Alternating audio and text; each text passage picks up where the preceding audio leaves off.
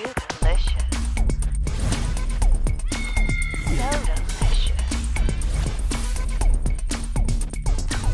What's happening? Brian Tong here, and welcome to Googlealicious. It's all the Google that we can pack inside of a show each week, and there's a lot of it. Let's get to the show, and the Nexus 5 is officially here, even though we already know pretty much what it looks like, smells like, and tastes like. So let's check out CNET's first look of Google's flagship phone. Powerful, stylish, and yes, once again, very affordable, Google's flagship phone of the season is finally here. Hello everybody, I'm Lynn Law from CNET, and today we're going to check out the unlocked Nexus 5. At 4.95 inches, the 5 has the biggest screen of all past Nexus handsets.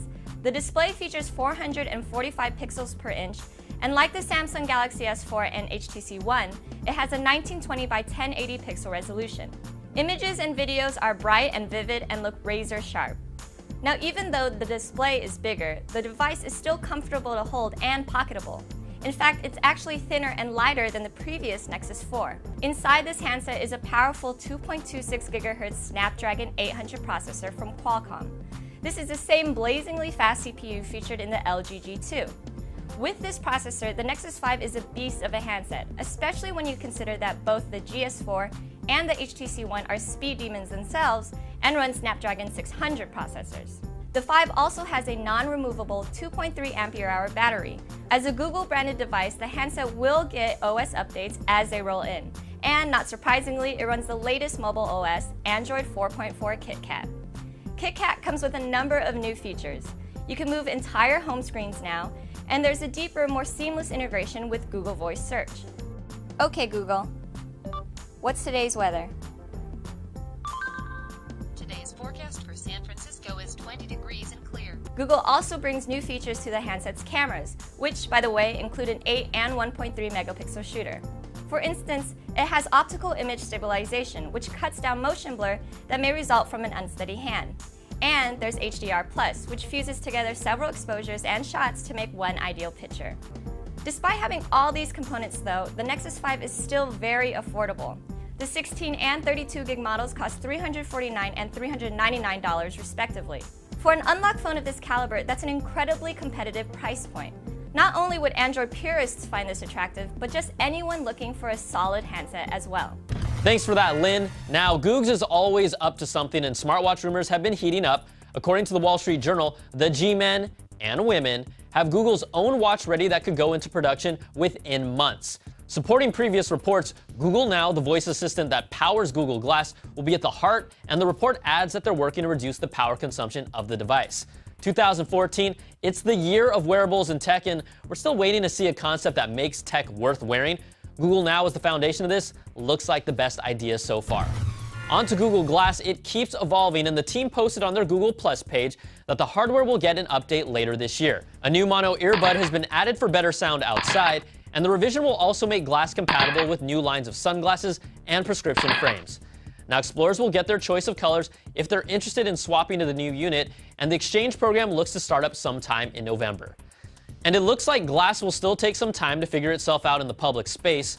A California woman was recently ticketed for wearing Google Glass while driving. Cecilia Abate was ticketed and told the law states, do not drive a vehicle equipped with a video monitor if the monitor is visible to the driver and displays anything other than vehicle information, global mapping displays, external media player MP3s, or satellite radio information. This might come down to what was actually being displayed on Glass at the time she was ticketed, but in other public spaces, some bars and workplaces have already banned Glass, and the UK indicated they plan to make it illegal to wear while driving. Now, Google also recently had a Morning with Google Plus event where they touted 540 million active users of the service, still nothing close to Facebook's 1 billion and change, but Plus isn't nearly as annoying. Now, they announced some new features, the biggest one being the integration of SMS into the Hangouts app, which is expected for Android 4.4 KitKat. Hangouts also gets location sharing and allows you to click a small icon before posting, and most importantly, really important stuff, there's support for animated GIFs as well. You'll also be able to schedule Hangouts on air and promote it with a dedicated watch page. The video experience has been improved with fixes that also enhance webcam lighting and a bunch of new photo and video features like Auto Awesome Movie that cuts a bunch of your related video clips and puts them together for you in a fun presentation.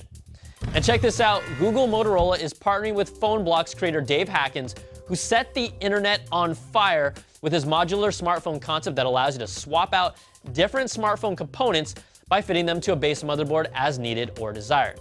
Really, just blow your mind, amazing idea. Now Motorola is going to call it Project Ara. They want the phone to be open source, and they say they want to do for hardware what Android has done for software, creating a vibrant third-party developer ecosystem. Motorola will presumably build the main endoskeleton of the product, and third-party developers will be able to build and release their own modules for the phone. Now with Motorola's backing, this is really a platform that we're going to see happen, and it's really exciting to see how this all comes together in the end. All right, that's going to do it for this week's show. What do you think about Project Ara? Email us at googleicious@cnet.com or tweet me at Brian Tong, and we'll throw in a few of your comments next week. I'm Brian Tong. Thanks so much for watching all the Google goodness this week, and we'll see you next time for another taste of Googleicious. Googleicious.